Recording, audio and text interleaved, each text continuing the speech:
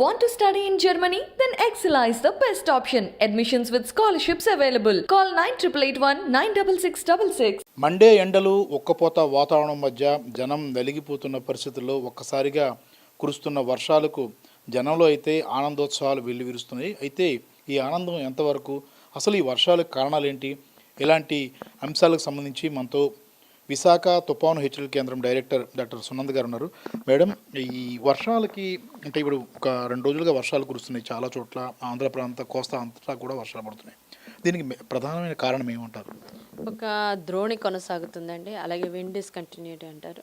దీని ప్రభావంతో ఇది వెస్ట్ విదర్భ నుంచి ఈరోజు అయితే నార్త్ ఇంటీరియర్ తమిళనాడు వరకు కూడాను విస్తరించి ఉండడం వలన మనకి ఇక్కడ రెయిన్స్ ఉన్నాయి. లాస్ట్ 3-4 డేస్ నుంచి ఏంటి అంటే సౌత్ ఇంటీరియర్ కర్ణాటక వరకు కూడాను ఈ యొక్క ద్రోణి లేదా విండ్ డిస్కంటిన్యూటీ కొనసాగడం వలన మనకి రెయిన్స్ పడినాయి.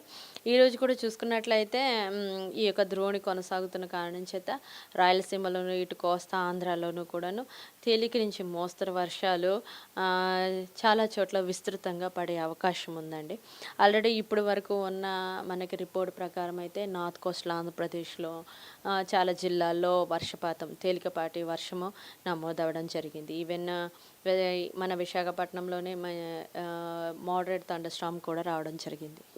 ఒకటి మేడం, ఈ వర్షాలు ఒకటి కురుస్తున్నాయి, దీనివల్ల ఎలాంటి ప్రభావం ఉంటుందంటే పిడుగులతో చాలా చోట్ల పిడుగులు పడుతున్న పరిస్థితి కూడా మనం చూస్తూ ఉన్నాం.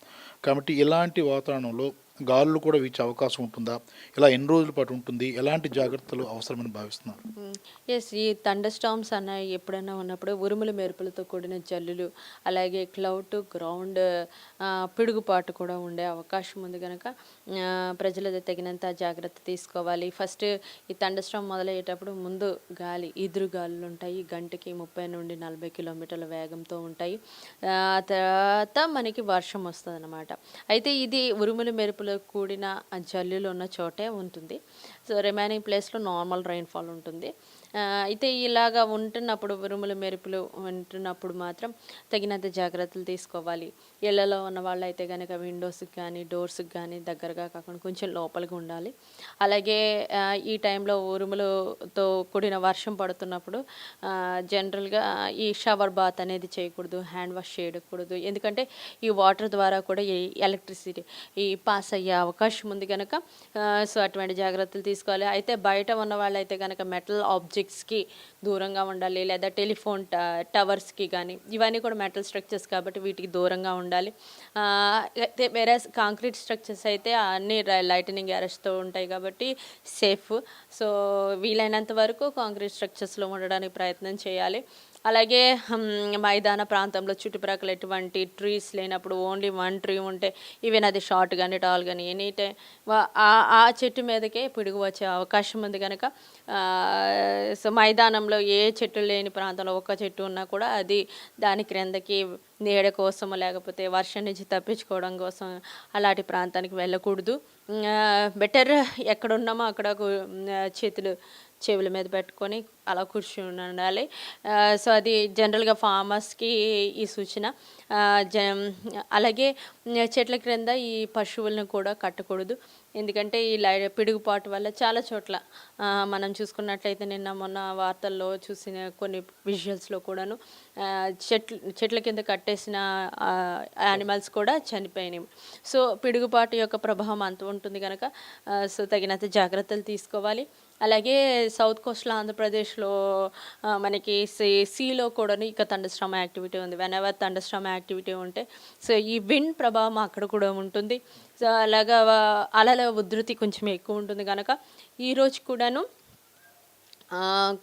సౌత్ కోస్టల్ ఆంధ్రప్రదేశ్లో ఉన్నటువంటి మత్స్యకారులకు వేటకు వెళ్ళరాదని హెచ్చరికలు జారీ చేయడం జరిగిందండి. ఇలా ఎన్ని రోజుల పాటు ఉంటుంది మేడం? ఇంకా రానున్న 3-4 రోజుల పాటు ఇలాంటి వాతావరణం కొనసాగే అవకాశం ఉందా? అంటే ద్రోణి మరింతగా బలపడుతుందా, లేదంటే ఎలా ఉంటుంది పరిస్థితి? ఈ ద్రోణి అయితే కొనసాగుతుందండి. రానున్న 2 రోజులు కూడాను, రేపటి వరకు కూడా కొంచెం వర్షాలు ఎక్కువ ఉంటాయి, ఇలా ఉంటాయి. బట్ తర్వాత నుంచి క్రమేపీ తగ్గుతాయి. సైమల్టేనియస్గా ఈ ఉధృతి లైక్ భారీ వర్షం కూడా తగ్గుతుంది. ఓన్లీ తేలికపాటి వర్షం మాత్రమే ఉంటుందండి. ఇంకోటి ఇంపార్టెంట్ విషయం ఏంటంటే మేడం, ఒకవైపు తుఫాను ఒకటి రాబోతుంది, ఏర్పడుతోంది. అది దక్షిణ మన ఆంధ్ర కోస్తా తీరం వైపు వచ్చే అవకాశం ఉంది అన్నట్టుగా వార్తలు వస్తున్నాయి. అంటే ఎప్పుడు ఏర్పడే అవకాశం ఉంది? నిజంగా తుఫాను ఆంధ్ర కోస్తా తీరానికి వచ్చే అవకాశం ఉంటుందా? లేదంటే దాని ప్రభావం ఏ ప్రాంతంలో ఉండే అవకాశం ఉంది? ఏమైనా ఇప్పటివరకు ఏమైనా సమాచారం ఉందా? ఆమ్, ఈ యొక్క ఎస్ సైక్లోనిక్ స్టామ్ అయ్యేది ఉంది. అయితే ఈ యొక్క ఆవర్తనం అనేది 6th ఆ టైంలో ఫామ్ అయ్యే అవకాశం ఉంది, ఏర్పడే అవకాశం ఉంది. ఆ తర్వాత 2 రోజులకి అది అల్పపీడనంగా కూడా అయ్యే అవకాశం ఉంది. అల్పపీడనం తర్వాత బలపడి మరింత బలపడి వాయుగుండంగా తర్వాత సైక్లోనిక్ స్టామ్గా కూడా అయ్యే అవకాశం ఉంది. అయితే ఇప్పుడున్న సమాచార ప్రకారము ఇది ఉత్తర దిశగా ప్రయాణిస్తుంది. ఆగ్నేయ బంగాళాఖాతంలో ఫామ్ అయ్యి ఉత్తర దిశగా అంటే ఎగ్జాక్ట్గా ఆ ప్రదేశంలో వెళ్తే ఇది మన ఆంధ్ర కోస్ట్ కానీ ఒడిస్సా కోస్ట్ కానీ నాట్ ఎఫెక్టింగ్ అండి. ఇప్పుడున్న సమాచారం ప్రకారం ఇది నార్త్గా మూవ్ అవుతుంది. ఏమైనప్పటికీ ఇప్పుడైతే ఇది రానున్న రోజుల్లో ఫామ్ అవుతుందని మనం చెప్తూ ఉన్నాం. వన్స్ ఫామ్ అయిన తర్వాత దాని యొక్క దిశ ఏ విధంగా ఉంది, ఏ ఏ ప్రాంతాలు ఎఫెక్ట్ అవుతాయి అనేది ఇంకా మనకి క్లియర్గా ఉంటుంది. కనుక లో ప్రెషర్ అయిన తర్వాత మరింత సమాచారం మనకి అందుబాటులో ఉంటుందండి.